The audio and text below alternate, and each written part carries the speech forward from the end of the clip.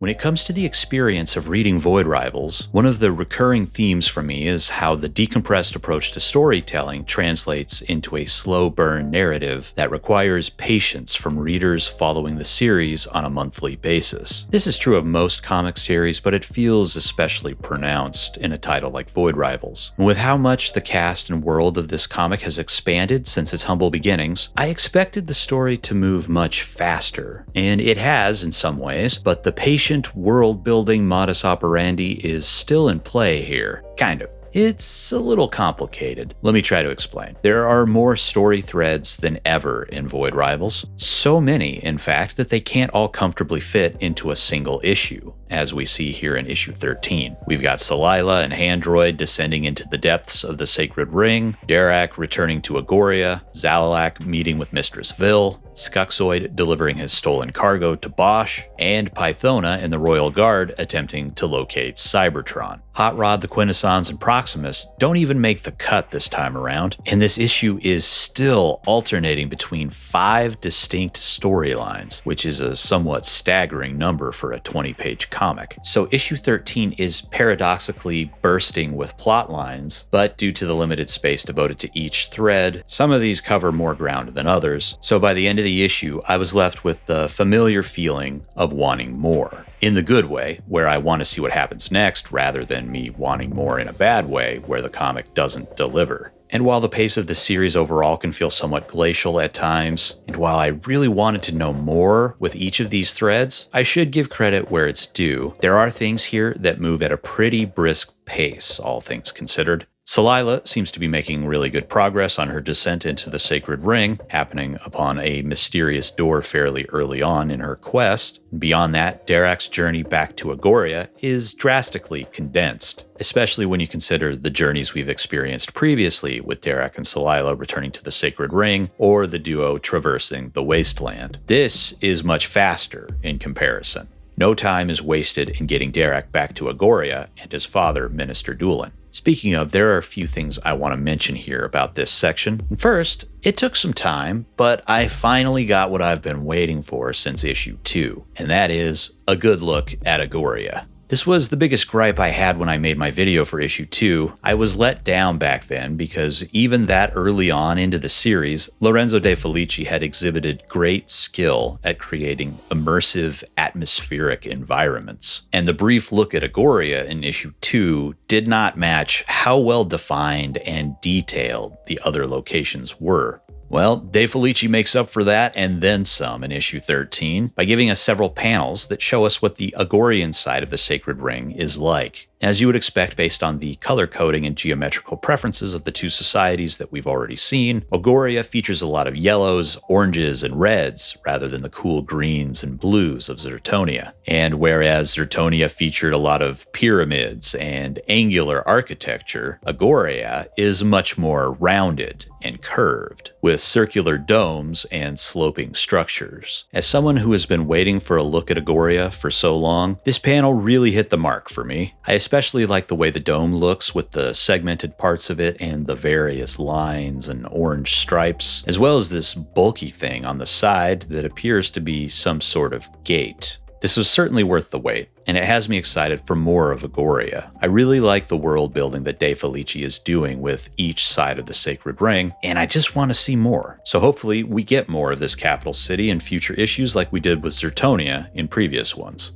The other big thing of note about this part is that it's here we start to get some hints about Unity, Goliant, and the Prophecy, though not much. And I would argue that we really don't learn anything that we didn't already know, or at least heavily suspect. Dulin and Zalalak believe that Unity brings Goliant, and Goliant brings the end of the Sacred Ring. Meanwhile, Zalalak's meeting with Mistress Vil confirms that the Keepers of Light interpret the prophecy differently than the Agorian and Zertonian leaders, and Vil cryptically says that while Unity may very well bring about an end, what follows that is a new beginning. So we're still not clear on whether or not that end that is being spoken of is a bad thing necessarily, or even a violent thing. Ultimately, though, I can't say I fully trust Vil and the Keepers of Light. I mean, I don't know if I trust anybody pushing the prophecy at this point. Regardless, Derek's vision made it seem like the coming of Goliant was inevitable, and that unity is the only chance for survival. So there are a lot of interpretations about all this stuff, and we're still no closer to figuring out what's real and what's deception, what's good, what's bad, and so forth. The mystery remains pretty much intact. I, for one, am ready to start getting some definitive answers.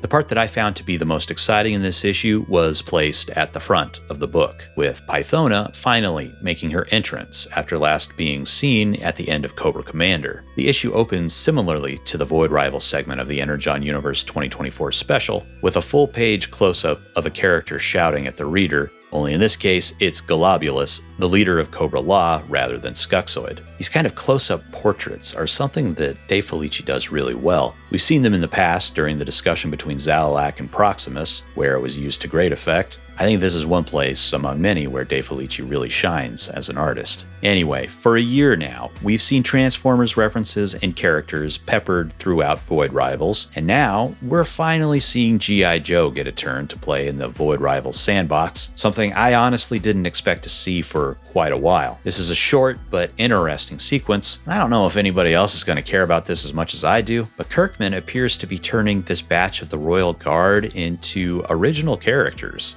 We're introduced to Vipria and Acronis. Just taking a wild guess at how to pronounce those names, I have no idea really, but I'm hoping that we get more, both with these two characters and others that have yet to be named. It's funny, I would normally expect to see more bespoke original characters, like Risk, for example. And I guess these are technically not all new characters, as the Royal Guards come out of the original era of the franchise, but there's something about turning these normally faceless grunts into actual characters with names and hopefully distinct personalities that really appeals to me. And it makes perfect sense when you consider that this is the series that turned Skuxoid into a bit of a star. And honestly, it's Kirkman's handling of Skuxoid that's got me most intrigued by these new characters. I never expected to care about Skuxoid as much as I currently do in this comic, and there's a lot of little interesting character things that are bubbling beneath his rascally exterior. So I'm hoping these Royal Guard characters get a similar kind of treatment, and that I find myself attached to them, because I never would have expected to be otherwise. So here's hoping that lives up to my expectations.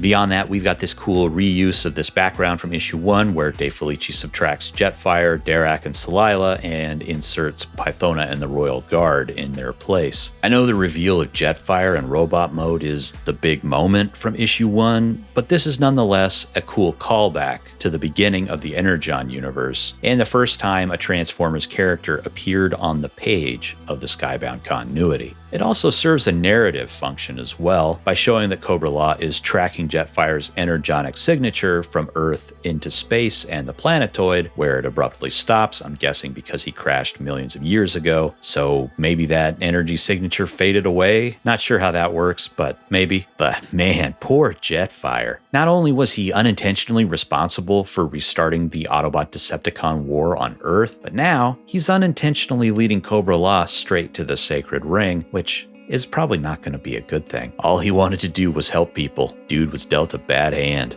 But before Cobra-La gets to the Sacred Ring, I'm guessing they will be tracking the energy signature of Derek and Celila's makeshift craft to Skuxoid's Rockoroid. The cover and solicit tease for issue 16 has Pythona squaring off against Skuxoid, so that may be a safe bet. But I can't help but wonder if Cobra-La might make it to Quintessa at some point. However it plays out and wherever they ultimately wind up, I'm looking forward to following this team and seeing what they get up to. There's no reason to expect that their quest will reach explosive and consequential levels just yet. I expect it to be quietly simmering in the background of the main Void Rivals story for quite a bit. I'd be happy to be wrong on that, but if not, I'm ready to buckle up, sit back, and enjoy the ride.